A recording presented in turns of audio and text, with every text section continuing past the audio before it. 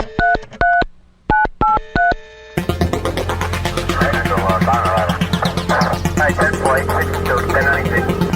don't know flag.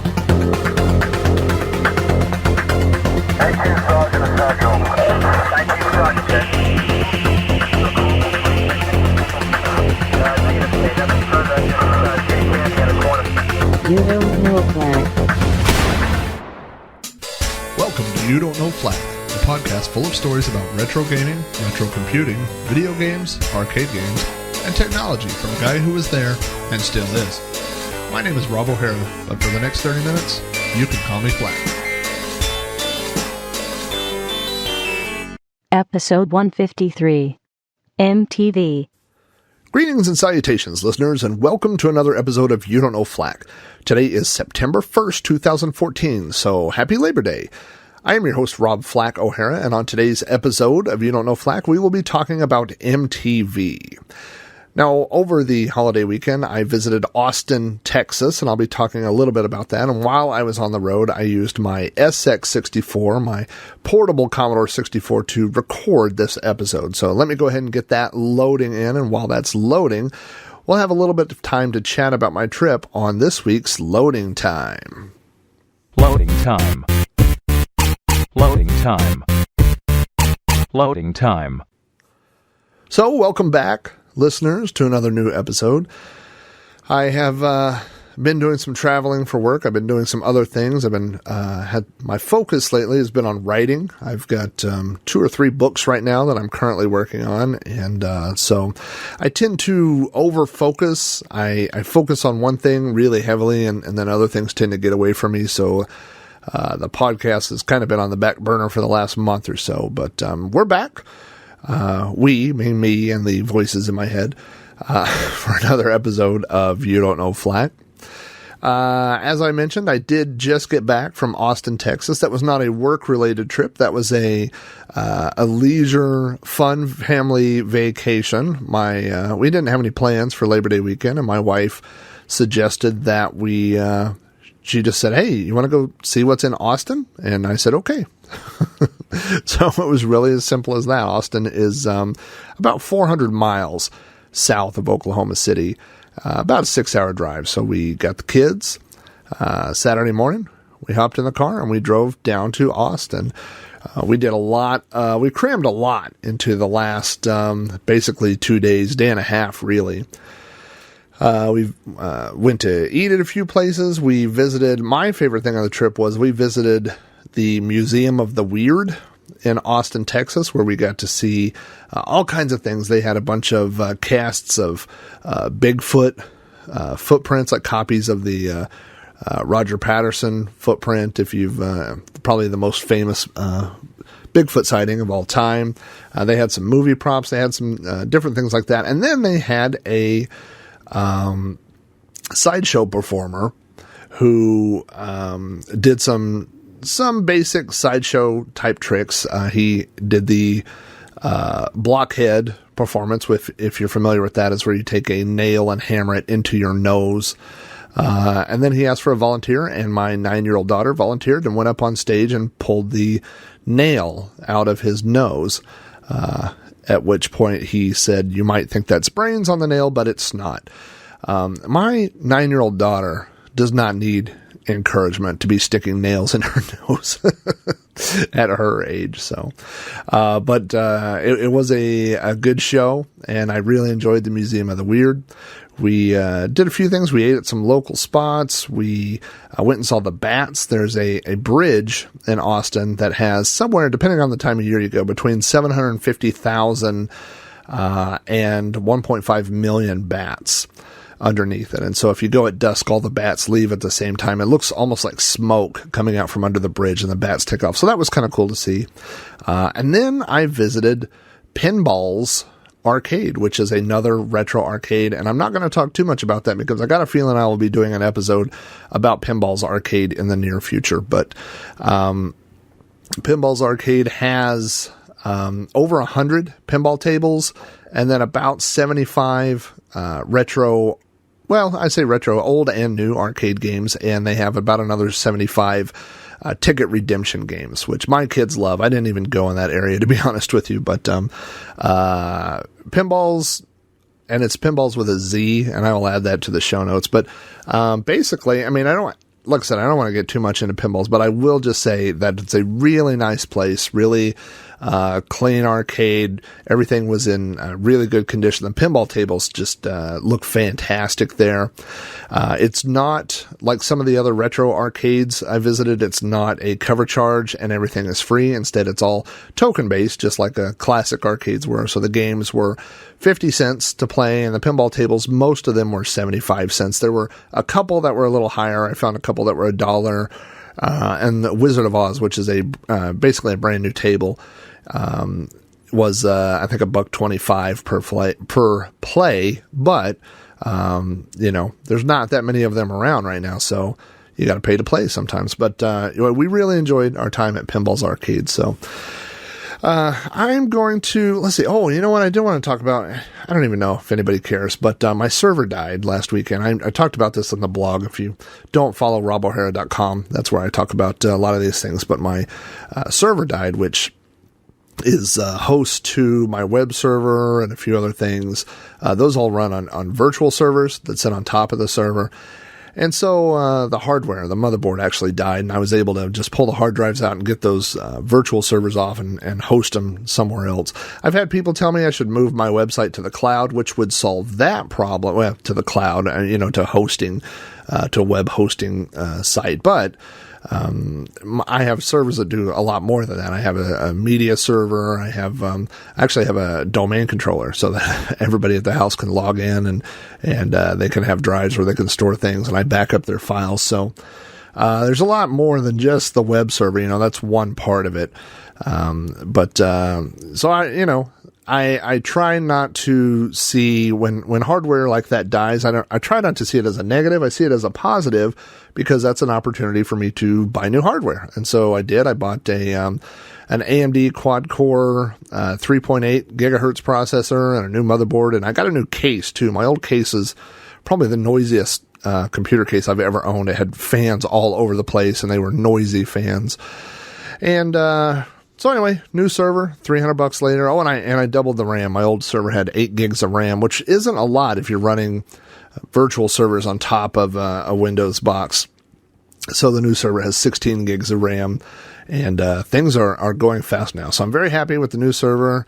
I have done through my work, I've done a lot of work with security, and I've done a lot of work with backups and disaster recovery. So you always get nervous when something like that dies, but fortunately my disaster recovery plan worked just fine. I didn't lose any data. I was able to recover everything and brought everything back up. So, new server, it's running, it's humming along, and everybody's happy. So, I'm going to now get to feedback, emails. I got a lot of feedback about episode 152, the Star Wars show. And I was, and this is kind of dated information now, it's been a month or so, but I did appear on the podcast I Grew Up Star Wars. I'll add a link to that in the show notes, but Tom Burgess, who runs the I Grew Up Star Wars website, and he has a Facebook group, and it's just full of awesome pictures of, pictures of Star Wars toys from when they were new, the vintage stuff from the 70s and 80s. And he also has a podcast he's doing now, and it's really cool. I really, that's obviously anybody who literally grew up Star Wars like I did. That's my favorite era of Star Wars toys and things to talk about. So it was great to talk with Tom on his show. Again, I will add a link to that. Episode 152, I forgot to mention on that show that suggestion was Gary Burton's idea. Gary has been a listener to this show and to Throwback Reviews.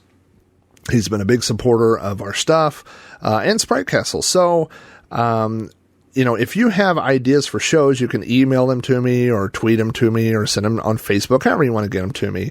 And hopefully in the future, I will give credit where credit's due. So thanks again to Gary for the idea for doing a show about Star Wars games.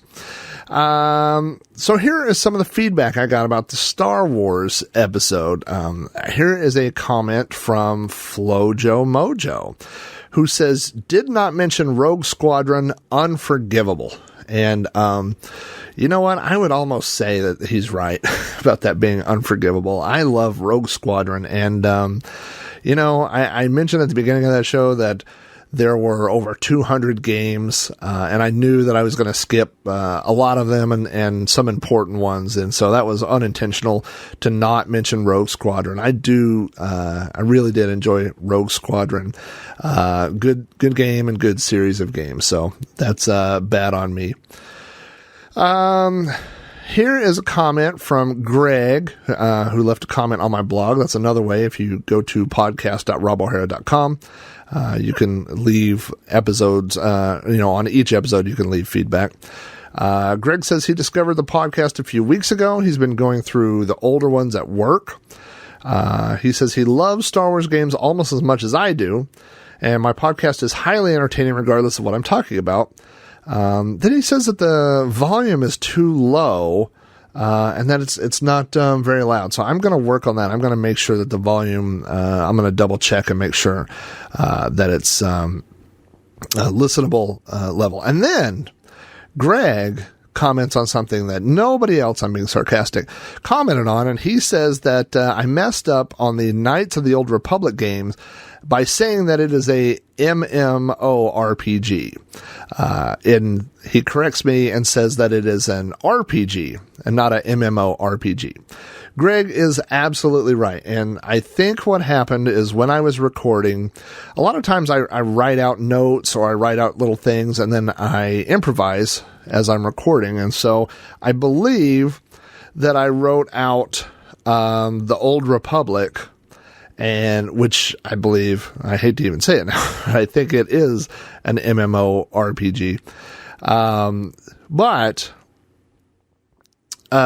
yes, Star Wars The Old Republic is an MMORPG, but instead of saying Star Wars The Old Republic, I said Knights of the Old Republic, which is not an MMORPG. So that is my bad, and thank you, Greg, for pointing that out. Also, Greg listed his personal top 5 Star Wars games, which are the Star Wars Arcade, the Star Wars Trilogy Arcade, which I got to play at Pinballs. I haven't played that in a long time, and that is still a really good game. Great graphics, lots of fun.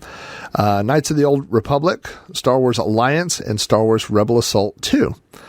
So anyway, thank you, Greg, for that. And let's see what else we have here. I got a comment from Rohan on Twitter who said he has never read or heard a better roundup of Star Wars video games. Obviously, Rohan doesn't know anything about MMORPGs in Star Wars, or he would have pointed out that it was a terrible list. But thank you for saying that. Rick Reynolds, our friend over our fellow Throwback Network recording podcaster, asked if there were any video games based on the Star Wars Holiday Special material, which is a interesting question. If you're a Star Wars fan, I'm sure you know the history of the Star Wars Holiday Special. I won't go into all that, but it was a Christmas special that aired one time and focused originally on Chewbacca's family. And so I did a little research, and actually Star Wars Galaxies does feature Life Day. And also Star Wars Galactic Battlegrounds does feature Itchy as a player in the game, which is one of Chewbacca's family members. So there are a couple of games apparently that they've brought the Star Wars Holiday Special. I assume those are, kind of done as a little wink to the Holiday Special, which is George Lucas's least favorite part of the Star Wars universe, but he doesn't own it anymore, so too bad for him. Maybe Disney will release the Star Wars Christmas special on Blu-ray. That would be something. Lady J says that she enjoyed the podcast, but The small qualm she has is that Knights of the Old Republic is not a MMORPG. It is an RPG. So a lot of people pointed that out to me. So thank you, Lady J. Then I got an email from a listener named Dylan. So I'm kind of separating Dylan's feedback from everybody else. Dylan wrote, and I'm going to take out some of Dylan's personal information here, but he said he wanted to let me know how much You Don't Know Flack has meant to him. Dylan says he was diagnosed with liver cancer earlier this year, and he's had some pretty hardcore surgeries that they took out 2/3 of his liver, and that he was in the hospital for 31 days. And he says that my show and the Retros podcast have really given him a great way to escape and relive his youth. He says he was born in 1980. I'm a little bit older in 73, but, the same era. I mean, we both grew up in the 80s. Dylan says he thought the cancer was gone, but now he's had to have another MRI and he's waiting for some additional results. First of all, I just have to say, when I started doing this show, I never would have imagined that, that this podcast, anybody would be listening to this to get them through anything, really. I mean, I'm just a guy, sitting in my house with a microphone or whatever. And so, I feel it's hard to explain the way that makes me feel, but it makes me feel definitely, honored that, I'm able to do that for somebody. And I hope that the show, is entertaining and if it gets your mind off other things for a little bit, then that's awesome. He also says, that he's been going through the backlogs, and, he says that he heard me say it helps, if people give me a reason to record and let, me know that people are listening. So he says, thanks for doing that. Like I said, I'm it's hard for me to put into words what that means to me, but it really does mean a lot. So I really appreciate you writing, and letting me know that, Dylan. And I hope, everything turns out for the best for you. And, this episode is dedicated to you, my man. So I hope, like I said, I hope you're feeling better, and I hope everything turns out okay. And then Dylan adds down here at the bottom, by the way, Star Wars Knights of the Old Republic is not an MMO. Are you kidding me, Dylan? Golly. After all the nice things I just said for you. He says it's an open world RPG, and it's great. And I'm kind of giving Dylan a hard time, but Dylan did mention that. So, I will still dedicate the episode to Dylan, even though he let me know that. So, now, things that are banned from the show. I know that my friends Mike and Carrington ban listeners from their show, No Quarter. I'm banning certain topics. The number one topic is no one is allowed to tell me anymore that I mix up gigahertz, megahertz, millihertz, any of those things. I'm just going to say I'm going to go hertz like that from now on, and it will just cover any hertz that are. It makes my brain hurts is what it does. So from now on, I will just say hertz. It's probably what I did. I probably said hertz instead of mega, milli, mucha hertz or something. I don't know. So number one, that is banned. No one is allowed to tell me that I mix up my hertz anymore. And number two, nobody's allowed to mention MMORPGs anymore on the show. So if you write it, I will delete your feedback. Not really, but anyway. So, all right. We are through the feedback, and now we are going to get to episode 153 of You Don't Know Flack, where we will be talking about MTV. Oh my gosh, I almost forgot to mention, if you have feedback about this episode or any other episode of You Don't Know Flack, you can email your feedback to me at robohura@robohura.com. You can leave a message for me on the You Don't Know Flack voice mailbox, which is area code 405-486-YDKF. There is the Facebook You Don't Know Flack page. You can find me on Twitter as Commodork. However you want to get me a message, you can reply on my forums, which you can find on robohara.com. There's a link to my forums. And you can reply to the actual podcast, which is podcast.robohara.com for You Don't Know Flack. So any of those ways you want to leave feedback, you'll get them to me. I will compile them and read them, and I appreciate all of those. So without further ado, let's move into episode 153, MTV. T-minus 10, 9, 8, 7, 6, 5, 4. We've gone for main engine start. We have main engine start.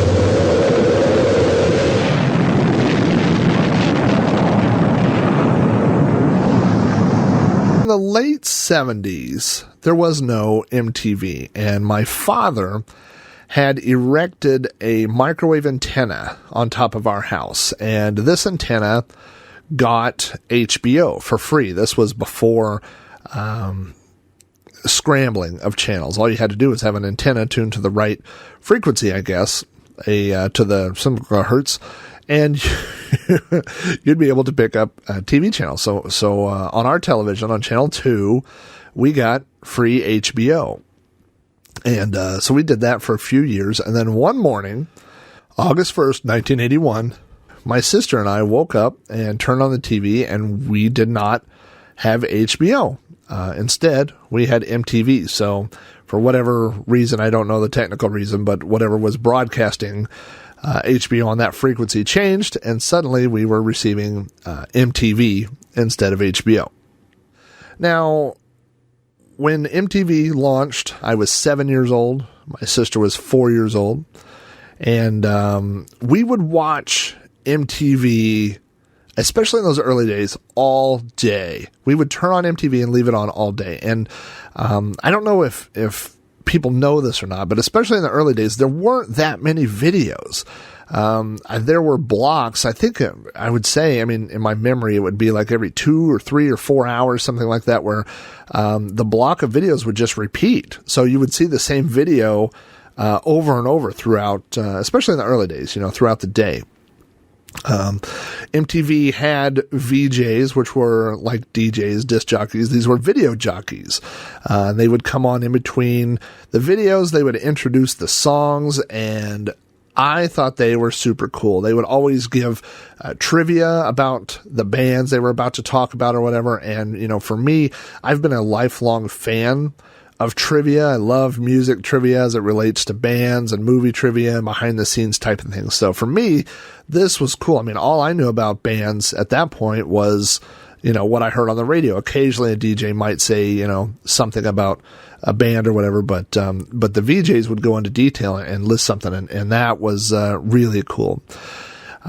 So when MTV started, not a lot of people were making music videos for MTV. So a lot of early videos were just live performances. And of course, everybody knows Buggles' Video Killed the Radio Star was the first video played. But a lot, like I said, a lot of the early videos were just, bands performing, and there would be something weird like Flock of Seagulls.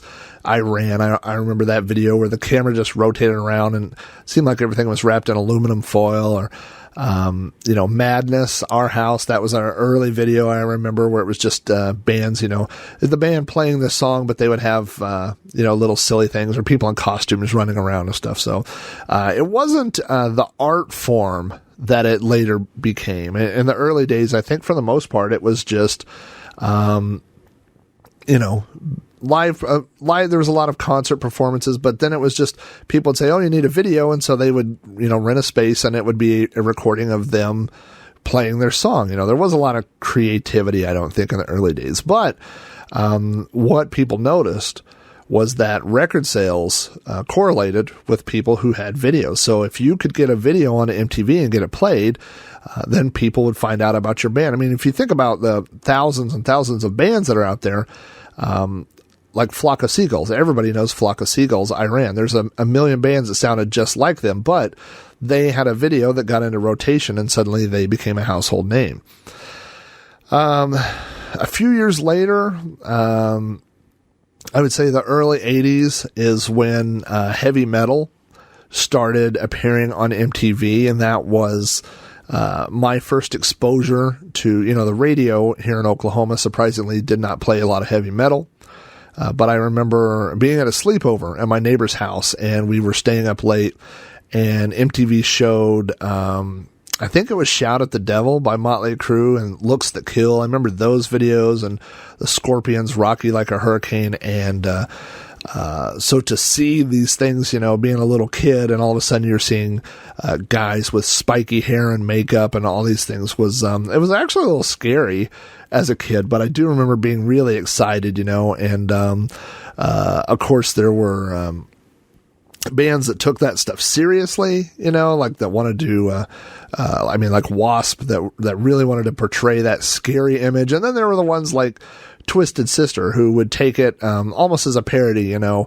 It's funny to me now. I remember at the time there was a big push against Twisted Sister because their video for We're Not Gonna Take It was so violent. And if you watch it now, it's literally like a cartoon. I mean, it's like a Bugs Bunny or, you know, Roadrunner type cartoon where the dad who's getting beat up, who I think is what's his name, Niedermeyer from Animal House, is just getting pummeled, and you know, it's like at one point he falls into the ground, or he sticks up against the wall and then peels off. It's just like a Wile E. Coyote shtick. But people, you know, parents were up in arms, like, oh, this is so violent, and looking back, you know, it's just so silly. But you can look at a lot of bands that were made from appearing on MTV. You know, if you look at something like the Beastie Boys, their song "You Gotta Fight for Your Right to Party," you know, probably without that video catching on, it wouldn't have caught airwaves. It wouldn't. I mean, you can never be sure whether or not, you know, it would or wouldn't have been played on the air. But definitely the video helped propel them into stardom and launch their career.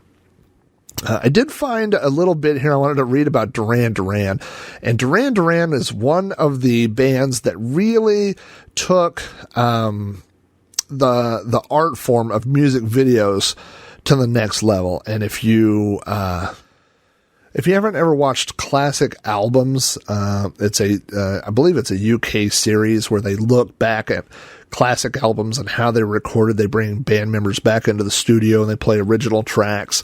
And if you're a fan of music, and especially how albums are recorded, it is a fantastic series. You can find some of the episodes on YouTube, or peer-to-peer, wherever you find episodes. If you're episodes of shows, if you're not in the UK and you want to watch UK shows, so look in those places. But there is one on the behind the scenes of the creating of the Rio album. And it's really awesome. And they show a lot of the stuff about how they were making the videos for Hungry Like the Wolf and Rio. And they talk about how the band had gone on vacation and thought they were going to be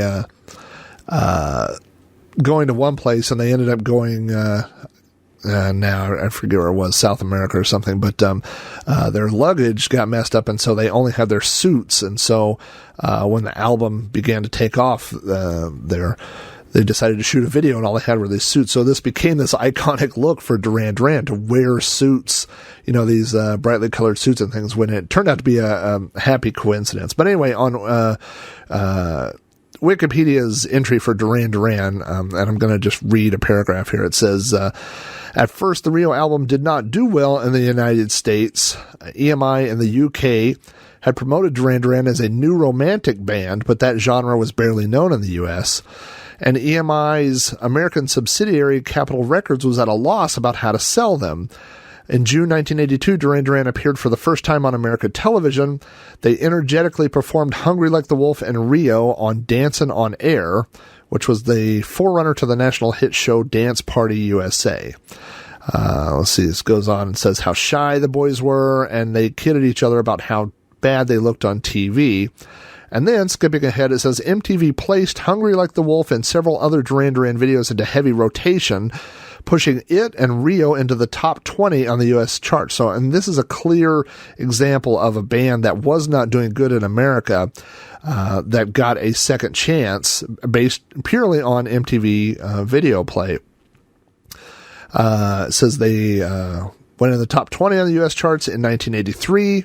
Save a Prayer did well. And then it says, there's a quote here. It says, the band was a natural for music television, noted Rolling Stone magazine.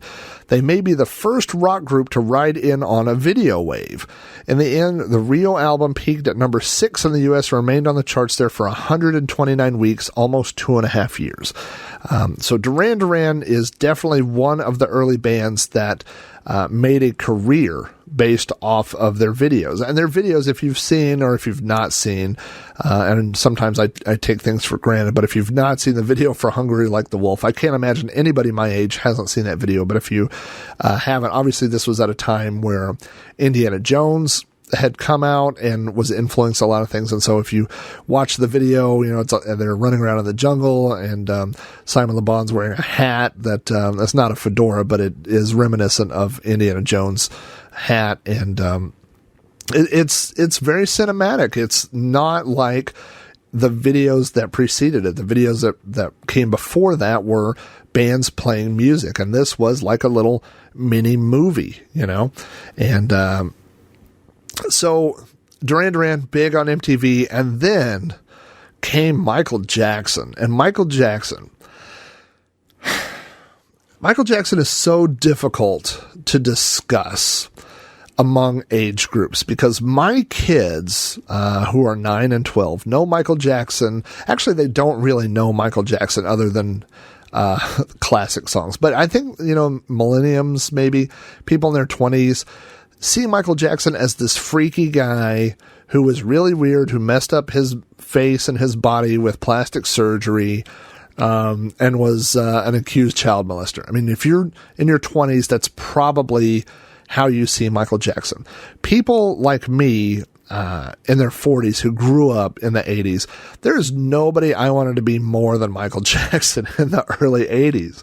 I mean, normal people in the Midwest wore Michael Jackson jackets, and we tried to dance like Michael Jackson and spent hours on the playground. I spent hours after, in the evening trying to perfect a moonwalk. I mean, Michael Jackson was huge. He was everywhere. And, I looked up some records that says on MTV, there was a point in the 80s where, Michael Jackson videos were played once per hour. So every hour there was something, Michael Jackson, whether it was Beat It or, Billie Jean. I mean, these songs were huge, and then came Thriller. And Thriller, I remember, I have this on videotape. I videotaped it. I recorded this when it came on. Thriller debuted, and it was like a world premiere, and the original Thriller video is like 15 minutes long. It was a mini movie. I mean, it starts out with this movie, and it was directed by John Landis and Rick Baker, who I've talked about on Throwback Reviews. Rick Baker was a childhood hero of mine. He did special effects for An American Werewolf in London. He did special effects. He worked on Star Wars on the Cantina scene. Rick Baker is just an amazing. He's still in the industry. He did special effects for Men in Black. He does all kinds of things, and Rick Baker was a hero of mine. So he did the werewolf effects in Thriller, and so this thing was amazing. And to tell you how popular Michael Jackson was, my dad had our. And this was pretty rare at the time. He had our living room stereo hooked up to our television. So, through some manner of switches, some switch box, you could record, like cassette tapes of things that were on television. And I recorded the 15-minute version of Thriller. And the next day I rode to school. I took my boom box, which took like 400 size D batteries, and this recording of Thriller, and played this 15-minute thing. And I was the hit of the school. I mean, at recess, we listened to it. We listened to it on the bus to school. We listened to it on the bus on the way home from school. And it was such a huge event, And so, MTV, especially for people like me who lived in the Midwest, MTV was, it kind of like brought us, what's a good way to put it? It made an even playing field for everybody. If you lived in California or Florida or New York, you found out about musical acts sooner than those of us who lived in Oklahoma did. I mean, the fastest, before MTV, the fastest way people found out about music, I guess, I mean, could be a radio, but even, radio in the Midwest was probably behind other areas. But there were music magazines they came out once a month, and they had to be printed. And so, I mean, they might be a month to 2 months behind on music news.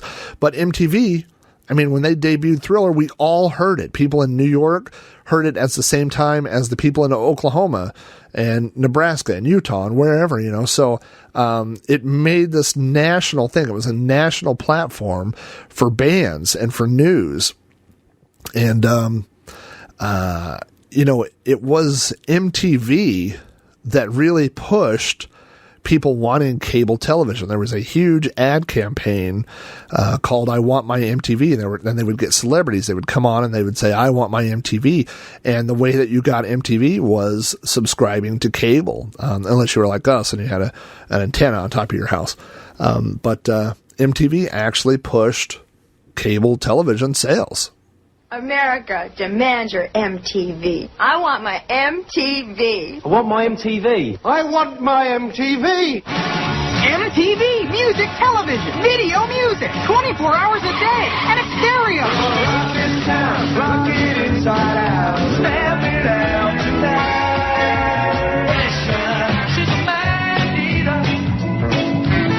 Call your cable company and say, I want my MTV.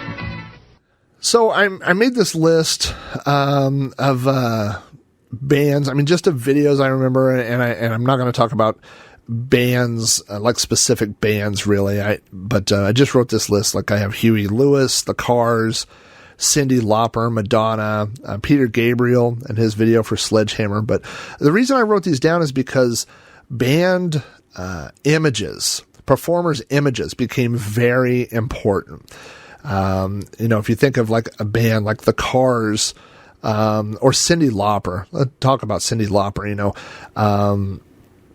before, I mean, I didn't know what any of the people on the radio actually looked like unless their face was on the front of their album cover. And if I went to Walmart, I might see, what their face looked like. But for the most part, I didn't know what these people looked like. And all of a sudden, on MTV, now you see Cyndi Lauper with this crazy red hair and half of her head shaved and these crazy dresses and these dances she did. And, suddenly you had to look, you couldn't just, be the performer in the studio or whatever. You had to look the part.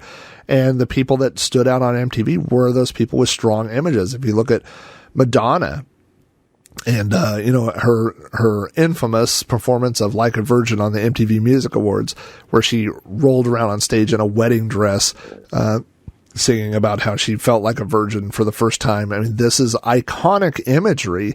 This is, important, to your career now is not, like I said, not how you perform, but how you look when you perform. And so, and these artists, I feel, pushed one another. Somebody would push the bar. Obviously Madonna, pushed limits, stereotypes, racial, boundaries, all these things with her videos. But as, it got attention and it got her on the news and it sold albums. And so lots of people did that.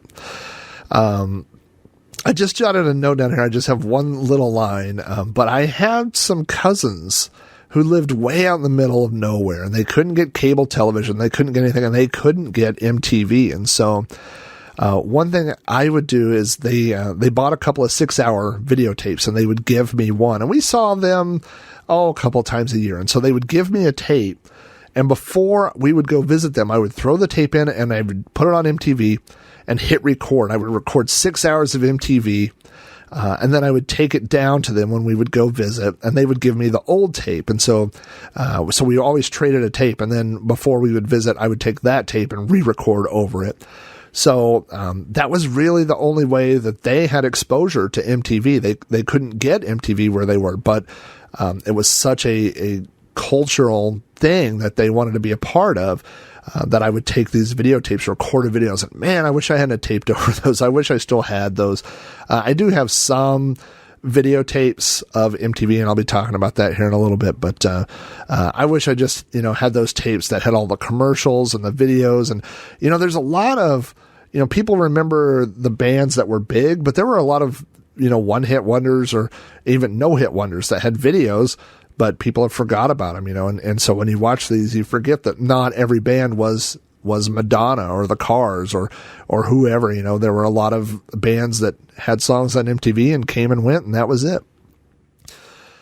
One videotape I do have is of, I have a couple of different years worth of the Video Music Awards, the VMAs. And to me as a kid, the VMAs were more important than the Grammys, the Academy Awards, anything like that. I mean, the VMAs were the show I would watch every year because that was, what was important to me was, popular music and who was going to be the most popular.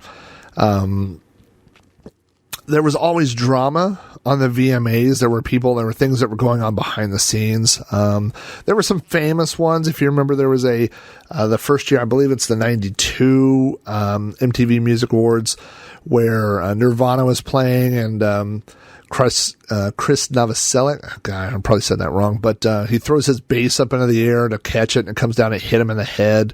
And then Kurt Cobain thought he was kidding, so he kicks him. But then they start screaming, hi, Axl, and they're yelling at Axl Rose. I guess there had been some confrontation before the show began backstage, and this led to Axl Rose coming back threatening to beat up Kurt Cobain, which is kind of ridiculous if you think about it. But this was a secret world prior to this. This was of bands and grudges and things like that. And suddenly, we were a part of that. We're watching this unfold live. And it was very exciting. There was an altercation when I believe Kid Rock showed up with Pamela Anderson, who had been Tommy Lee's wife and was now his ex-wife, and the two of them punched each other in the face, and that was exciting. There was also a feud between Vince Neil and Izzy Stradlin, guitarist of Guns N' Roses. I mean, apparently there's feuds of Guns N' Roses and everybody, but that was what led to the big feud between Motley Crue and Guns N' Roses. And in fact, there was a time where it was rumored they were going to fight. Vince Neil was going to fight Axl Rose on pay-per-view. I don't think that ever got off the ground, but what else did I know that Poison, Bret Michaels and CeCe DeVille at the VMAs had a fist fight. I believe it was right after a performance, and I think that's kind of where Poison broke up. But there were just so many iconic moments. I also remember when Michael Jackson came out and performed Black or White with Slash on guitar, which to me was like two worlds that would never meet. But seeing those two perform together, it was just simply amazing, So the VMAs was a big, big part of my childhood. I know that a friend of mine was just talking about the 2014 Music Video Awards, and I didn't even watch it this year, and I probably haven't watched it in at least 5 years, maybe more. I just don't care about modern pop music. All these little starlets with effects to make their auto tune and everything else. It's just not me anymore. But when I was into music, in the 80s and 90s, there was nothing more exciting than that live moment of watching the VMAs and sitting on the edge of your seat just watching what might happen. Now, for those people that didn't have MTV, there were a few alternatives, and the biggest or most well-known that I know of is Friday Night Videos, which came on every Friday night. And, it was like MTV, but it's just a couple-hour program. And so I watched that because I could get that in my bedroom before I had cable in my room. I would watch Friday Night Videos. But and it was, kind of the best of the best. So it didn't have a lot of filler. MTV had a lot of filler videos, but Friday Night Videos was a good alternative if you just wanted to see it. It was kind of a top 40 version of MTV, if you can think of it that way. Now, there were a lot of shows that began developing on MTV, and I'm not talking about reality shows, and I'll get to that, but one of the earliest ones was called 120 Minutes.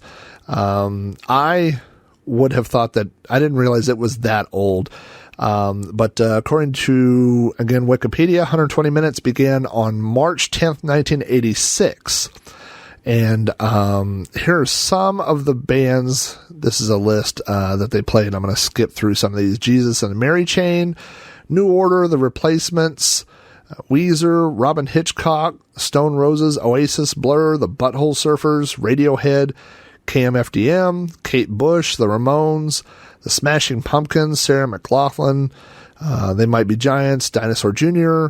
These are all bands that got played on 120 Minutes. 120 Minutes was the alternative music show. So there are a lot of these bands, began or debuted their videos on 120 Minutes, and if they got popular, it would move over to the regular rotation. In fact, Nirvana's music video for Smells Like Teen Spirit was actually debuted on 120 Minutes, but, it made the leap from that show over into a normal rotation on MTV.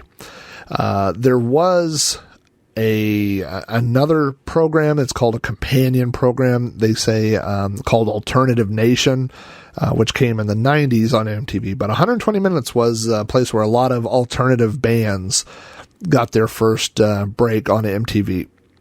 Now, for me, the biggest show on MTV, I would say one of two, really, was Headbangers Ball. Headbangers Ball began in 1987. Oh, hold on. I'm going to play the Headbangers Ball. Put your headgear on, because the boot be hanging on the Headbangers Ball.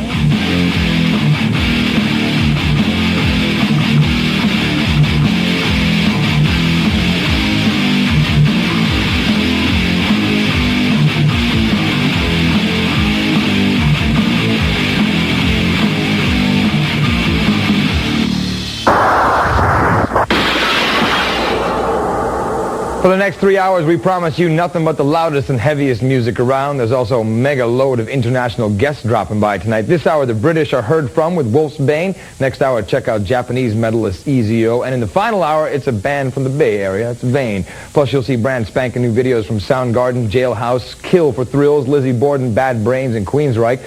This hour, you're in for videos from Guns N' Roses, Dangerous Toys, Bonham, and Babylon AD. And watch for details on how you can contact Queensryche and get a chance to solve their video mind crime.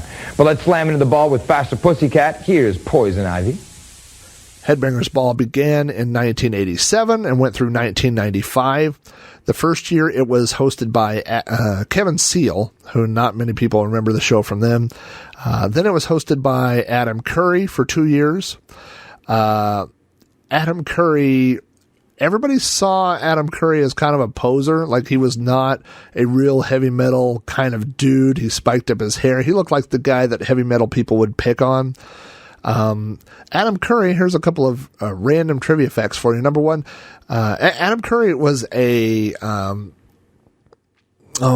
would you call it? Like a pioneer, I guess, in the internet. Adam Curry invented or created the term podcast. And so I guess we all owe Adam Curry a little bit of gratitude or thanks for that. Also, Adam Curry registered MTV.com, which he personally owned, and he ended up selling for $29 million. So even though we might think Adam Curry, we didn't like his hair or his leather jacket, I'm sure he's crying all the way to the bank. But so Adam Curry was a host of Headbangers Ball for a couple of years. And then it was taken over by Ricky Rackman, and I think of those as being the best years of Headbangers Ball. Ricky Rackman was the co-owner of the Cat House nightclub, and he was personal friends with Axl Rose. If you watch the Don't Cry video, Ricky Rackman appears in that video, and so a lot of people have said that that's how, I believe it's confirmed that that's how Ricky Rackman got the job, is by being Axl Rose's friend. And so Ricky Rackman was able to get all these great people to co-host the show and come on and everything. So that was really the best time for Headbangers Ball, in my opinion. Now, Headbangers Ball was on every Saturday night from Central Time. It was on from 11 p.m. until 2 a.m. And so later on, I don't think it started out this way, but later on, they would have a top 10 countdown of the top 10 metal songs of the week. And Headbangers Ball definition of metal was pretty loose. The first hour of the show, and I have some recordings of Headbangers Ball I have on VHS. the first hour, this tape that I went through recently, the first hour of the show has Motley Crue, it has Bon Jovi, it has Def Leppard, Warrant, Firehouse. So it's definitely your more popular. I'm not sure anybody would call Firehouse, headbanging music or whatever, but, or Bon Jovi.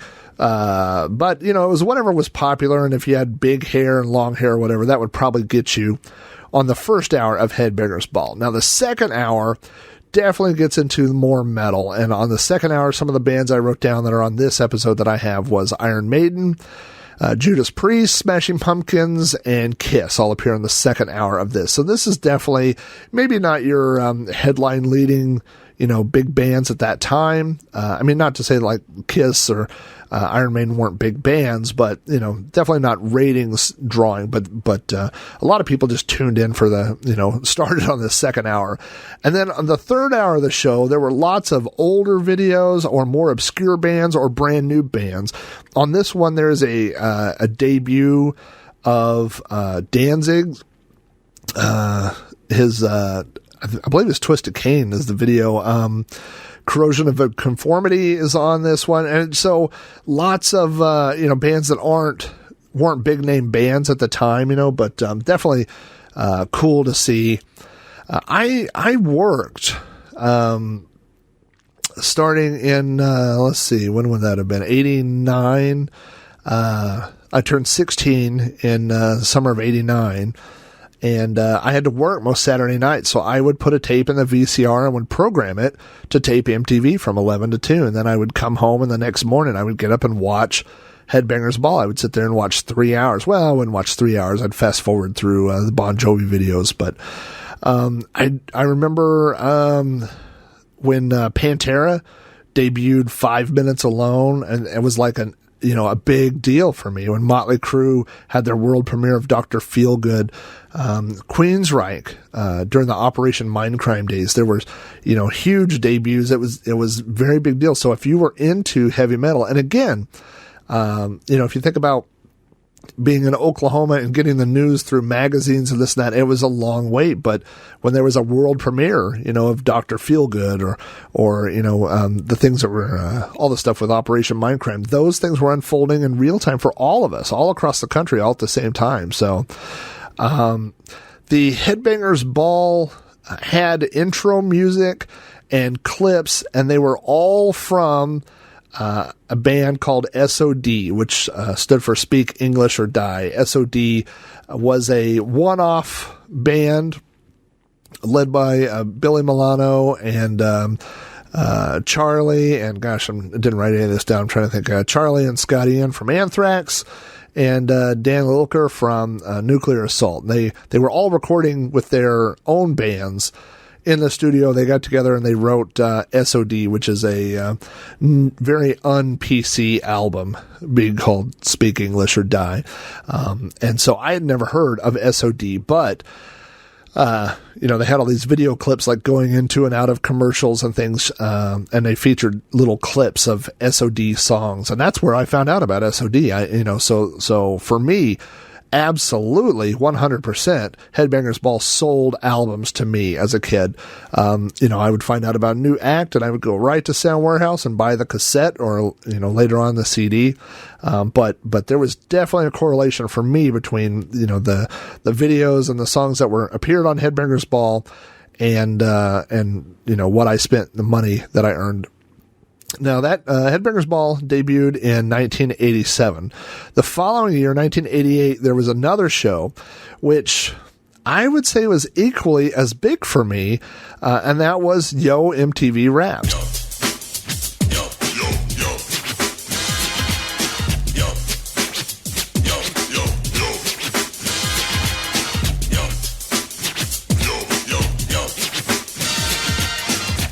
Now, Yo MTV Raps ran from 1988 to 1995, the same year. It ended the same year as Headbangers Ball. It was originally hosted by Fab Five Freddy, who I did not know that name. The only way I knew that name was from Blondie's rap from Rapture. And She mentions Fab Five Freddy, who was from New York City. He was a rapper. And so this was the first time I'd ever actually seen him or knew that he was a real person. I just thought it was a name she had made up, to be honest with you. And then the show was taken over by Ed Lover and Dr. Dre, not the Dr. Dre from NWA.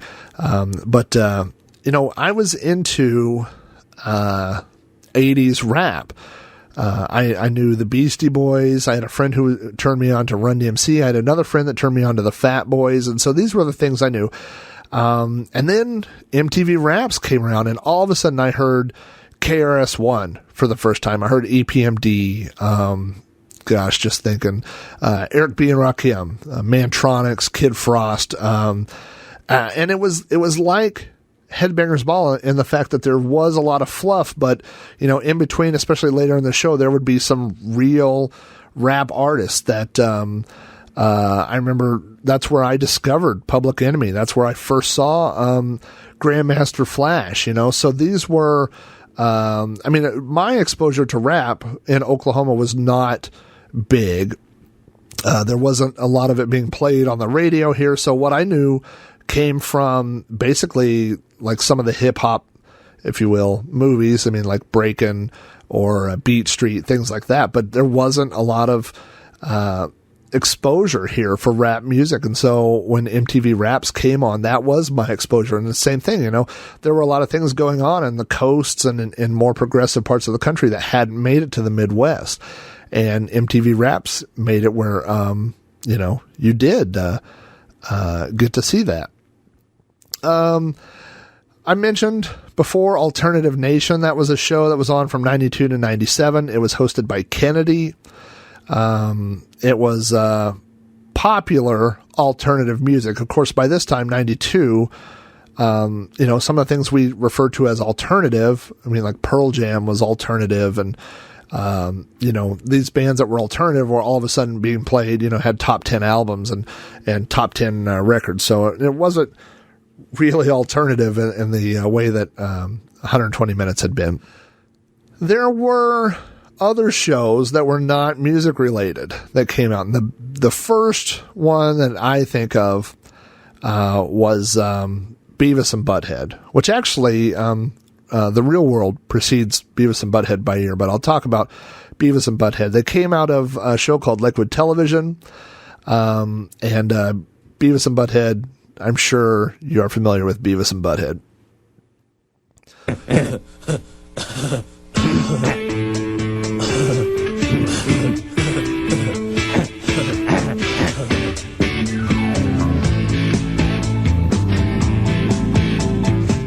Beavis and Butthead were known for two things. One, they had cartoon episodes, and they were short enough where you could show two within a 30-minute period. But also, they would watch the videos that were on MTV, and they would comment on them. So, and they were typical little teenage metalheads. So anything that was lame or whatever, they would call it out. And if it was, I remember there were videos like, AC/DC or Motley Crue, things that they would go crazy over.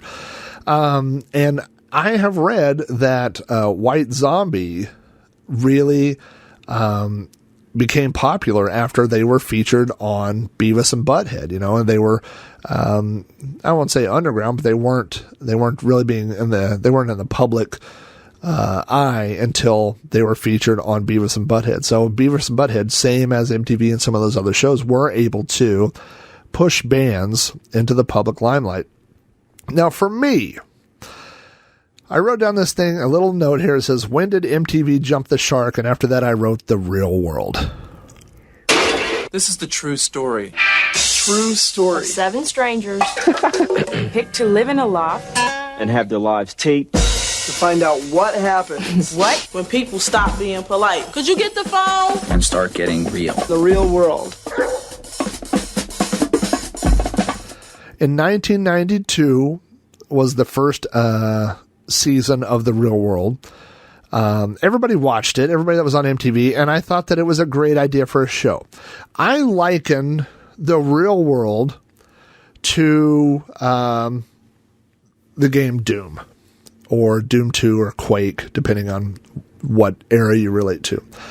I thought Doom and Doom 2 were good games.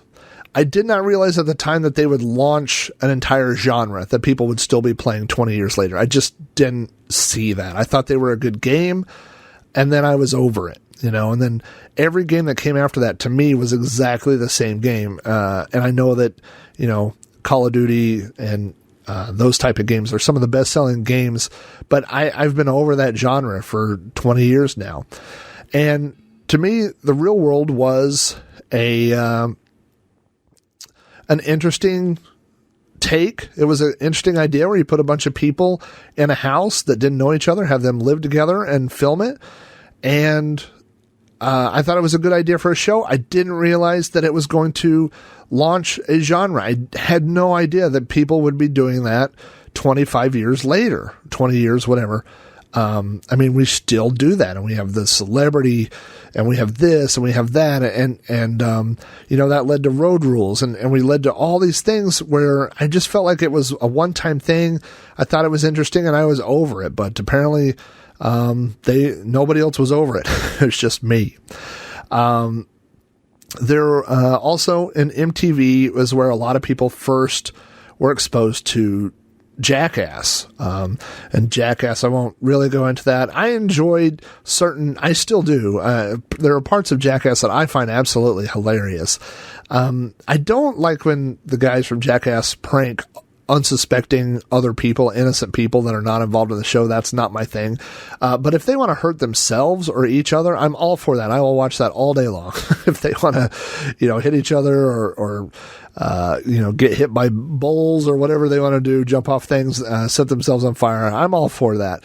It's when they bring innocent people into the show that I'm not a huge fan of. But these things always, it's all about ratings. And as these shows began airing more and more, they got better ratings. And so you started seeing less music videos on MTV and more of these type of shows. Now, I'm going to jump here to a Wikipedia entry called List of Programs Broadcast by MTV. And I'm not going to read all of them because there are hundreds on this list. But just going through here under reality series, there's and this is for me, this is the death of MTV for me.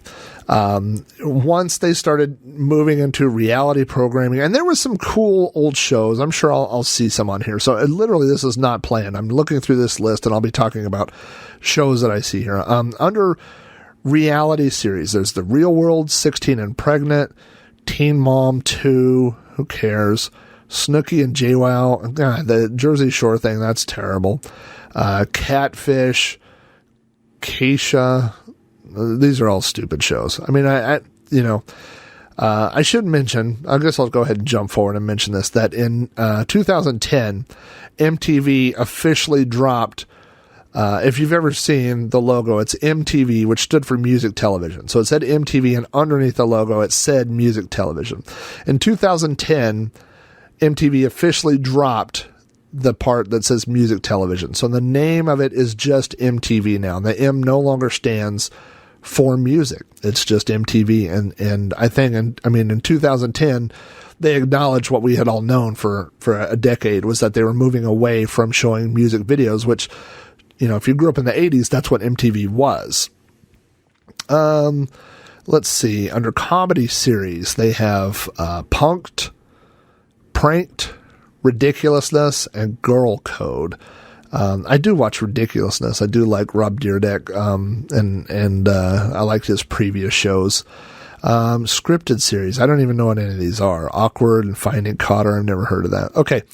Let's see here. So under past, this is historical music series. Golly. Headbangers Ball, Alternative Nation, obviously, Club MTV, that jumps out at me. That was a show. It was like a dance party type thing. They would have spring break specials and people dancing or whatever, but, I'm not the intended audience for that, but it was, a big thing. Let's see what else here. The Grind, that was the same thing. Was the Grind Dan Cortez? Is that where he got his start? Golly, there's 1, 2, 3, 4, there's 20, 40, there's got to be 80 different things here. Let's see if I see anything else here that jumps out. Total Request and Total Request TRL, where they would count down videos. 12 Angry Viewers, that was a show where they would show videos and they would make fun of them. It was really a real life version of Beavis and Butthead. It was actually pretty terrible. And I remember that was where Vanilla Ice got on. They showed his video and then he decided he would destroy the set with a baseball bat. I believe Janine Garofalo was on with that. So yeah, that was history. News series, there's about 30 shows listed here for that. MTV News used to show every hour. On the hour there'd be a blurb with Kurt Loder. That was, if you wanted to find out what was going on with a band or whatever, or an album or a tour or something, MTV News is a great place. Here's the problem I see. Reality series, and I wish I could count how many are here, but there's at least 100 reality series. And none of these, celebrity, I'm just going to read a few names here. Celebrity Rap Superstar, Engaged and Underage. Well, that's a good one. What else here? I Want a Famous Face. Okay, that's stupid.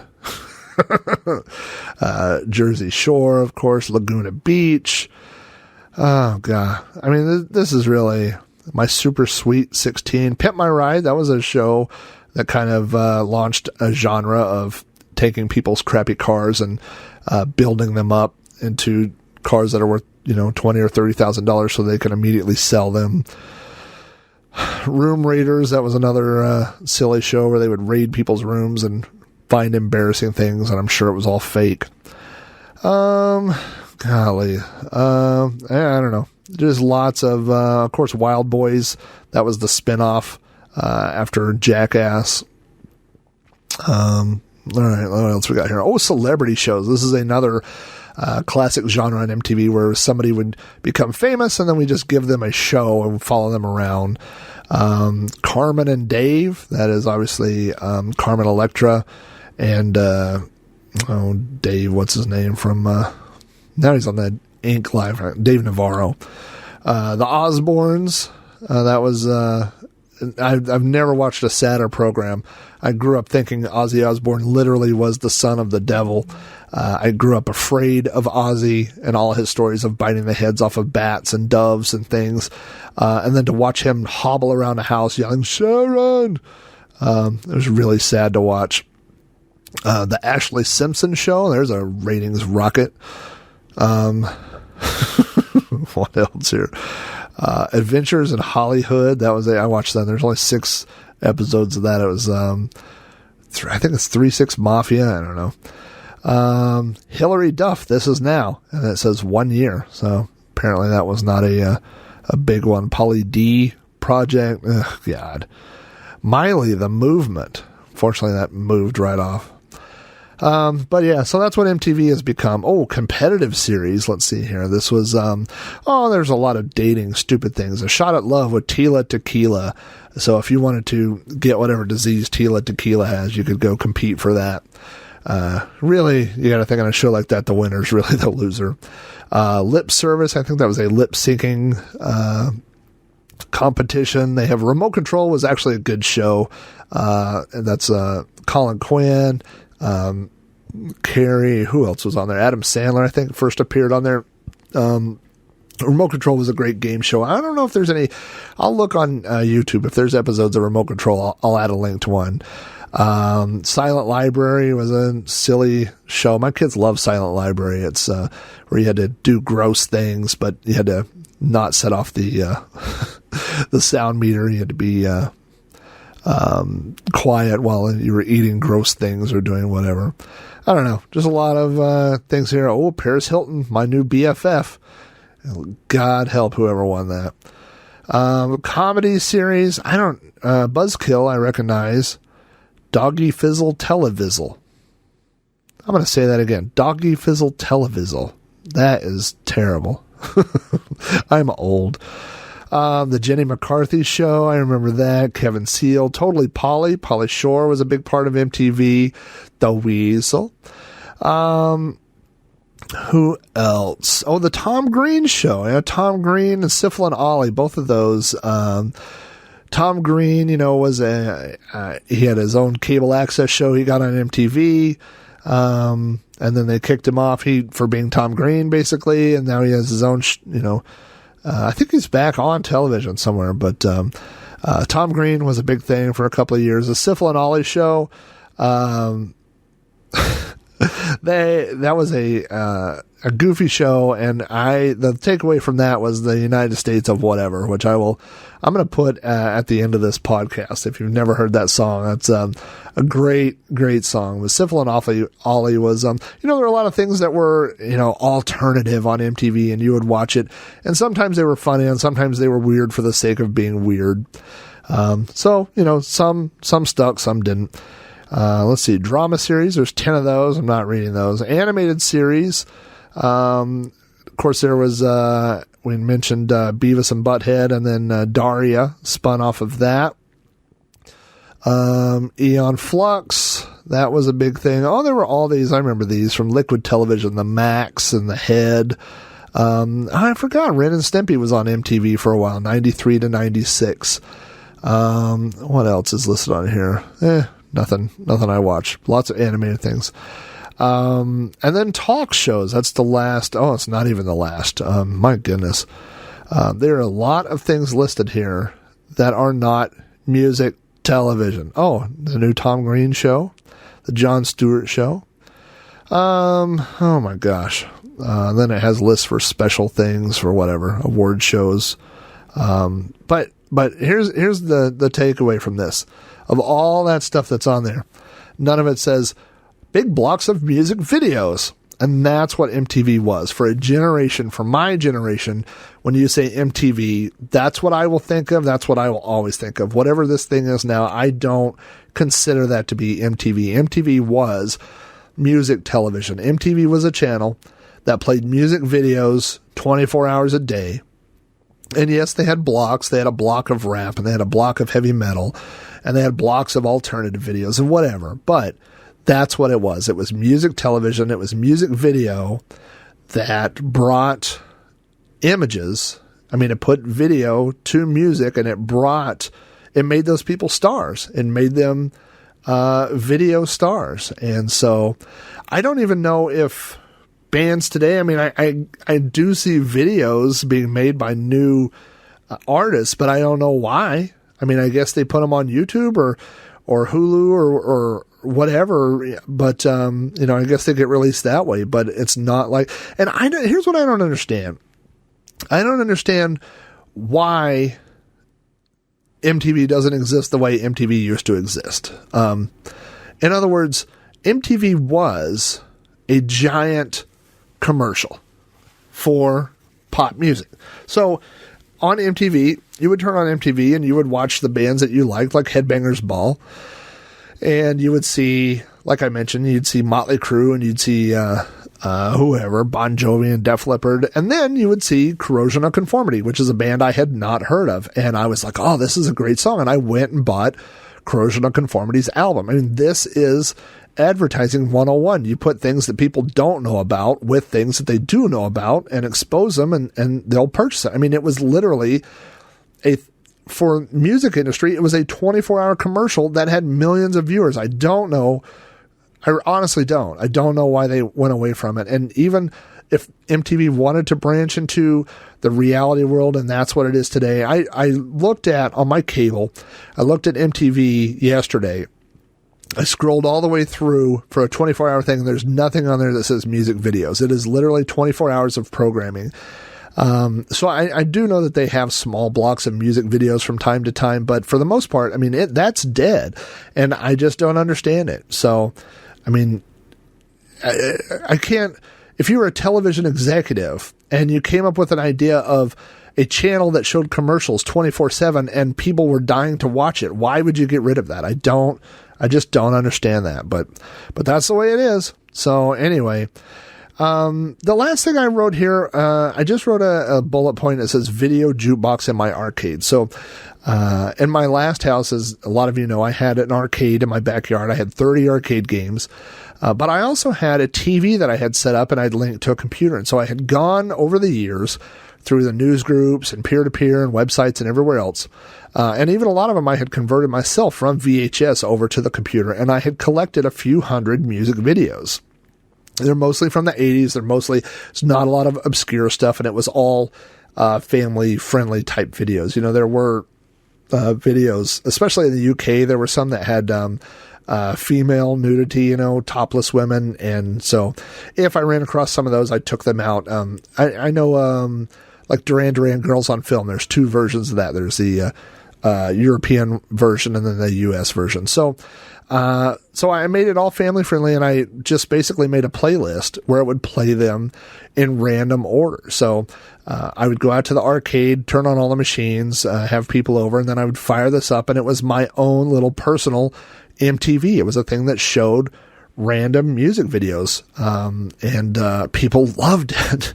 And people, you know, they were like, oh, I remember that video, and I love that, and I love that song, you know, and it just brought back that era of the 80s. I mean, something that goes with the 80s and arcade games and music and all that stuff were these music videos. And now since I've moved, I don't have the arcade anymore. I have a few machines out in my garage, but they're not even hooked up right now. But I do have all those music videos stored on my media server at home. And so every now and then I will show my kids. We'll be sitting in the living room and I'll flip over and I'll play a couple of random videos. I just showed the kids Hungry Like the Wolf, as I was talking about this. They've seen the Michael Jackson videos. They have the Michael Jackson Has a Greatest Hits DVD, which they've watched. So they know that.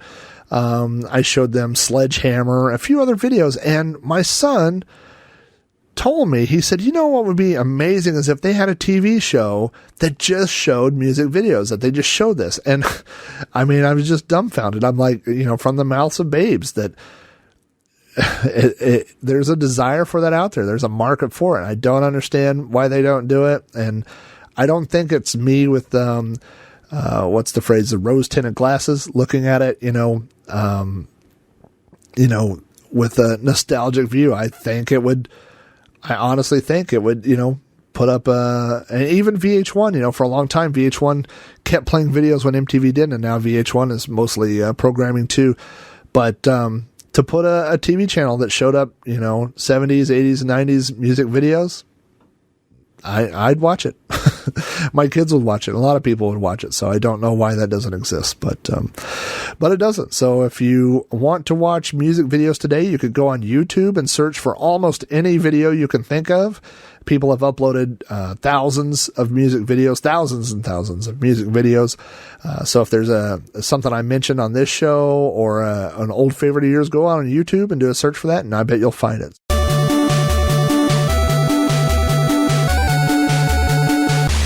That wraps up another episode of You Don't Know Flack. Thanks so much for tuning in. If you'd like to send me feedback about this episode or any other episode of You Don't Know Flack, you can email me at robohara@robohara.com. Contact me on Twitter at Commodork. Follow the show on Facebook at facebook.com/You Don't Know Flack. That's all one word. Or leave me voicemail on the You Don't Know Flack podcast hotline at area code 405-486-YDKF. You Don't Know Flack is available from iTunes, Stitcher Radio, the You Don't Know Flack RSS feed, and through throwbacknetwork.net, your home for quality retro podcasts. If you'd like to hear more podcasts from me, check out my Commodore 64 themed podcast, Sprite Castle, at spritecastle.com, and Throwback Reviews at throwbackreviews.com. Both of these shows are also available at throwbacknetwork.net. Thanks again for listening, and we'll see you next time on another episode of You Don't Know Flack.